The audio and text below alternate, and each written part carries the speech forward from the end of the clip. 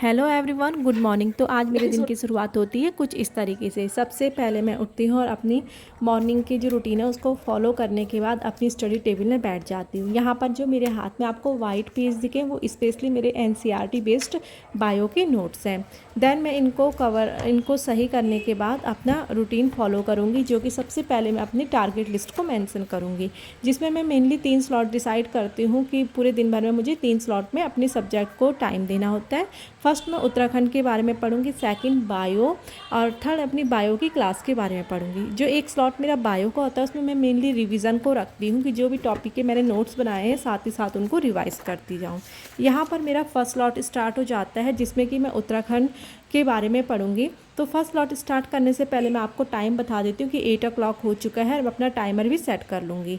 यहाँ पर आज मेरा फर्स्ट स्लॉट में जो मैं टॉपिक है जिला सीरीज़। अगर आपने मेरी प्रीवियस वीडियो देखी होगी तो आपको पता होगा कि मैं जिला सीरीज़ को कंटिन्यू कर रही हूँ। जब तक मेरी जिला सीरीज़ कंप्लीट नहीं हो जाती मैं उसके बारे में पढ़ूंगी। देन उसके अलावा मैं कुछ टॉपिक पढ़ती हूँ और आज मैंने जिला सीरीज़ में अपने नैनीताल ज़िले के बारे में पढ़ा, जो कि 7 पहाड़ियों से घिरी है और ये इसकी खोज जो 1841 में पी बैरन ने की थी।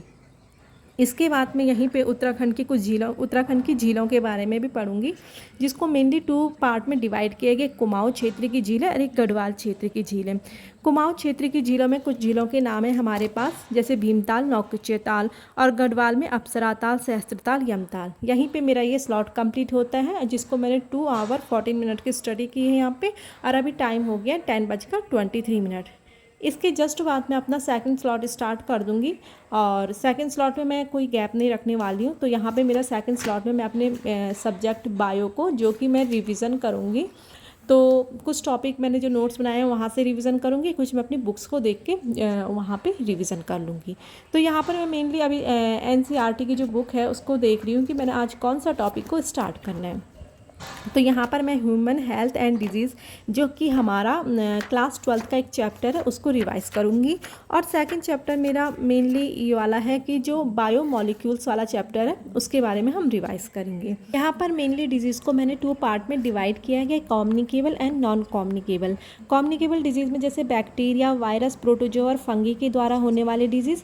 इसके बाद में अपना ह्यूमन हेल्थ एंड डिजीज़ के जो चैप्टर्स में डिजीज़ को मेनली 2 पार्ट में डिवाइड किया गया है, कम्युनिकेबल एंड नॉन कम्युनिकेबल। इसके बारे में पढ़ेंगे। बेसिकली कम्युनिकेबल डिजीज़ में हम बैक्टीरिया, वायरस, प्रोटोजोआ और फंगी से होने वाले डिजीज़ के बारे में पढ़ेंगे, उनके पैथोजन एंड सिम्टम्स के बारे में पढ़ेंगे। एंड नॉन कम्युनिकेबल डिजीज़ में आता है हमारा जैसे cancer, allergy and deficiency disorder के कारण होने वाले डिजीज़। अब यहाँ पर मेरा इसी सब्जेक्ट का सेकंड चैप्टर है, जो कि बायोमॉलिक्यूल्स, उसके बारे में पढ़ रही हूँ। यहाँ पर देखो, आप मेरी बुक्स देख रहे होगे एनसीईआरटी की, वो बेसिकली मैंने बहुत सारा उसमें हाईलाइट हो रखा है, और कई तो चैप्टर ऐसे हैं कि मैंने खुद से, जो हमें गैप मिलता है ना वहाँ पेज पे एक साइड से, वहाँ पे मैंने उसके नोट्स बनाए हैं।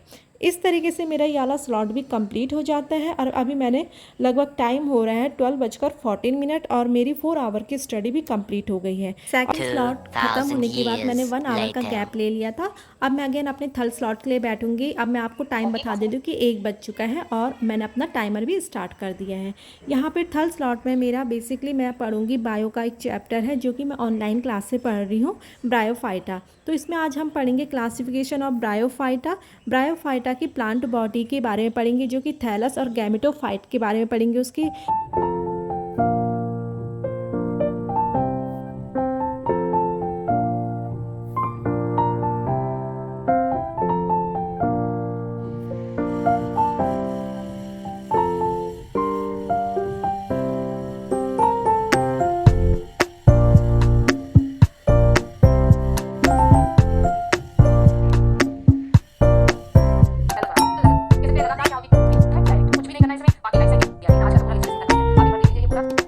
यहाँ पर मेरा थर्ड स्लॉट भी कंप्लीट हो जाता है। मैंने यहाँ पे अपने नोट्स प्रिपेयर कर ली हैं। अभी दिन के टाइम हो रहा है 3 बज चुका है और मेरे 6 आवर की स्टडी भी कंप्लीट हो चुकी है।